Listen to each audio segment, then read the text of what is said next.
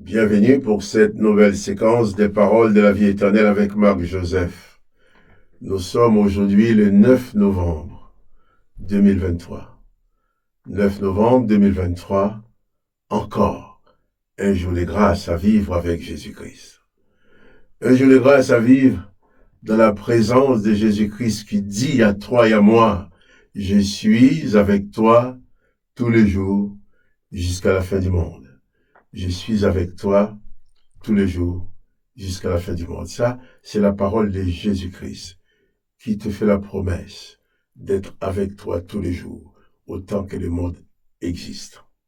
Pourquoi autant que le monde existe? Parce que si le monde n'existe plus, Jésus-Christ ne sera plus avec toi dans ce monde. Mais toi, tu seras avec lui dans son royaume. Tu seras avec lui dans sa dimension spirituelle, auprès de lui. Ce qui veut dire que Jésus s'engage à devenir inséparable avec toi. Que personne ne puisse te séparer de lui, car telle est sa volonté. Pourquoi? Parce qu'il t'aime, il veut ton bonheur. Jésus-Christ dit que le Dieu son Père a tant aimé le monde qu'il a donné Jésus, lui Jésus, qui est le Fils unique du Père, il l'a donné pour toi, afin que quiconque croit en lui ne périsse point, mais qu'il ait la vie éternelle. Jésus-Christ ne fait pas d'acception de personne, mais il te dit à toi, si tu le veux, tous ceux qui veulent recevoir Jésus dans leur cœur, a la possibilité de recevoir de Jésus le pouvoir de devenir enfant de Dieu.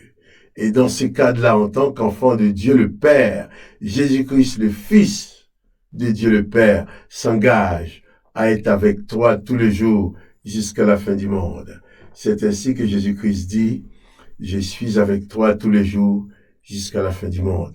Moi, je suis là ce matin pour te rappeler cela, pour te dire, eh bien, quelles que soient les circonstances, pas de panique. C'est un jour de grâce pour toi, parce que Jésus-Christ est avec toi. Car quand Jésus-Christ est quelque part, il est là dans toute la plénitude de sa grâce. Car Jésus-Christ est celui qui a apporté la grâce dans le monde. Le texte de la Bible nous dit que la loi a été donnée par Moïse, la loi et les ordonnances de l'Éternel, mais la grâce et la vérité qui n'ont pas été données à Moïse sont venus par Jésus-Christ. Alors, tu as avec toi aujourd'hui les dieux de la grâce. Le Seigneur Jésus-Christ, celui qui apporte la grâce dans le monde, te dit qu'il est dans ta vie pour te faire grâce. Jésus-Christ n'a rien à vendre. La prière, la guérison, la délivrance de Jésus-Christ, l'Esprit de Jésus-Christ n'est pas à vendre, comme font certains marchands qui se disent chrétiens. Et celui qui veut te vendre la prière, te vendre la bénédiction du Christ.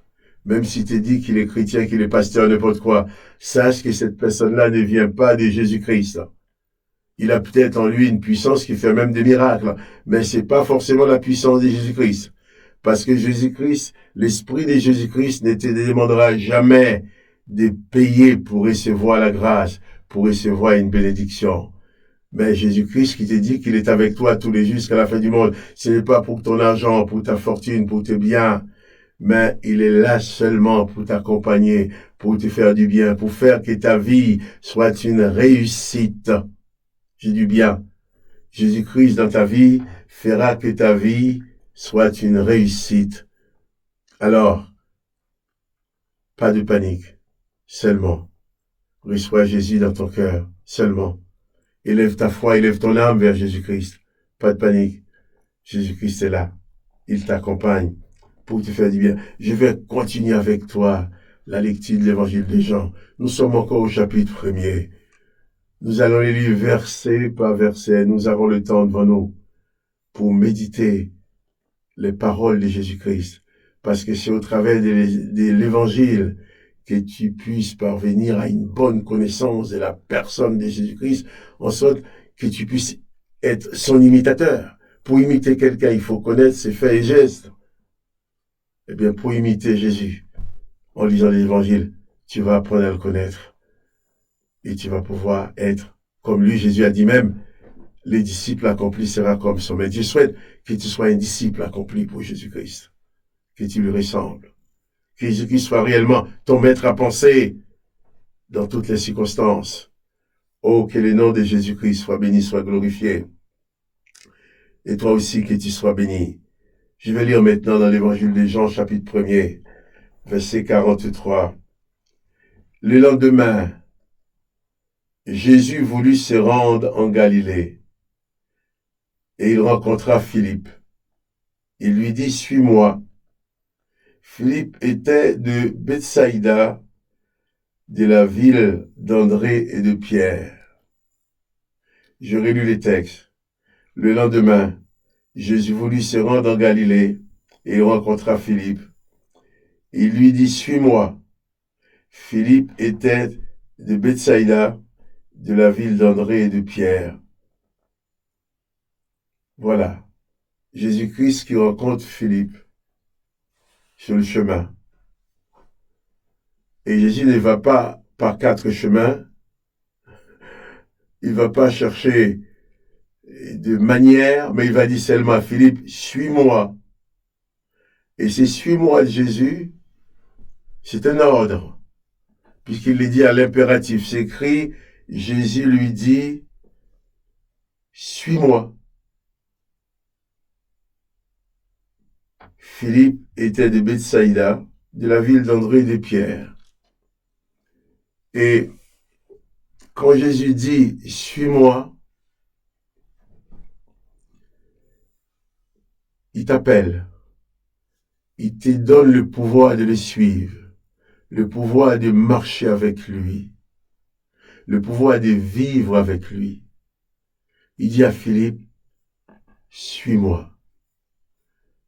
Et Philippe l'a certainement suivi, puisqu'après Philippe a pu aller en parler avec Nathanaël, son frère. Jésus dit « suis-moi ». Je voudrais m'arrêter sur ces suis-moi de Jésus. Pour te dire aussi, à toi aussi, Jésus dit « suis-moi ». À moi aussi, Jésus dit « suis-moi ». Jésus te demande de le suivre. Jésus me demande de le suivre. Pourquoi? Parce qu'il a un plan pour toi. Jésus te demande de le suivre, de te donner à lui, de lui faire confiance, de le suivre, de devenir son imitateur, parce qu'il a un plan pour toi, un plan qui tient debout, un plan qui peut transformer ta vie. Jésus a un plan pour toi, un plan de bonheur, un plan de salut. Il veut que tu sois pardonné de tous tes péchés. Il veut que tu sois guéri de tes maladies. Il veut que tu sois transformé et que ta vie soit une réussite entre les mains du Père. Une réussite pour Dieu. Jésus dit à Philippe, suis-moi. Écoute la voix de Jésus qui te dit à toi aussi, suis-moi. Et prends donc la décision de suivre Jésus, d'apprendre à le connaître au travers de son évangile, apprendre à connaître son message, à connaître son mode de vie, à connaître, je dirais plutôt, sa philosophie de vie. Et que tu puisses le ressembler. Ce matin, Jésus-Christ te dit, suis-moi. Veux-tu le suivre?